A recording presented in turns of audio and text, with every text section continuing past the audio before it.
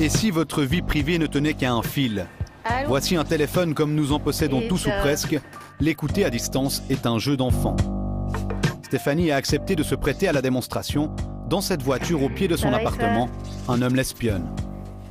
On règle un petit peu cette histoire pour les vacances. Le mieux, c'est que je te donne le numéro de ma carte de crédit.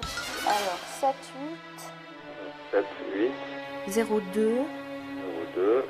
Ah ben là, c'est intéressant. Elle est par exemple en train de donner le numéro de carte de crédit pour une réservation. Donc là, effectivement, bon, il suffirait de noter ce numéro de carte de crédit et de l'utiliser frauduleusement.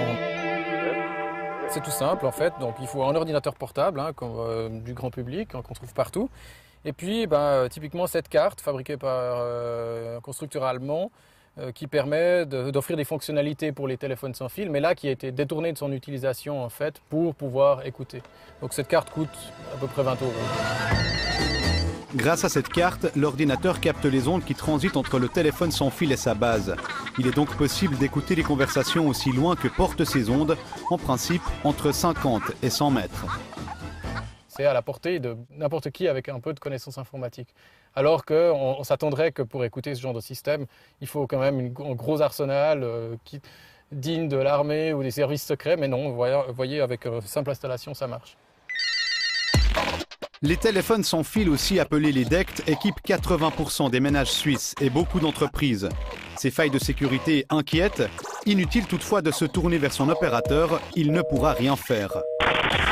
C'est donc du côté des fabricants qu'il faut chercher des réponses. Avec 30% de part de marché, Suitel est le numéro 1 de la vente de téléphones sans fil en Suisse. Bien sûr que c'est inquiétant, mais néanmoins, l'action que vous me dites est criminelle. Maintenant, nous savons qu'il y a des risques et l'industrie va travailler, même si les risques sont minimes, l'industrie va travailler pour éliminer ces risques.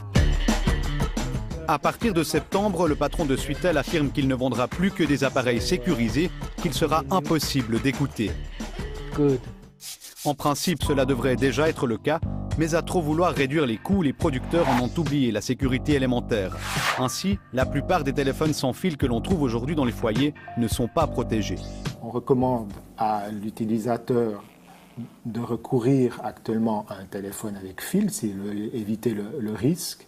Et on recommande finalement que le fabricant informe clairement l'utilisateur des dangers. Il faut que les gens soient conscients que toutes ces installations qu'ils utilisent ne sont pas complètement sécurisées et que donc ils peuvent être potentiellement écoutés avec une installation très très simple, comme on le voit ici. Écouter quelqu'un à son insu est passible de sanctions pénales allant jusqu'à 3 ans d'emprisonnement, mais l'infraction est souvent difficile à prouver. Bref, avec de telles failles de sécurité, les espions en tout genre ont encore de beaux jours devant eux.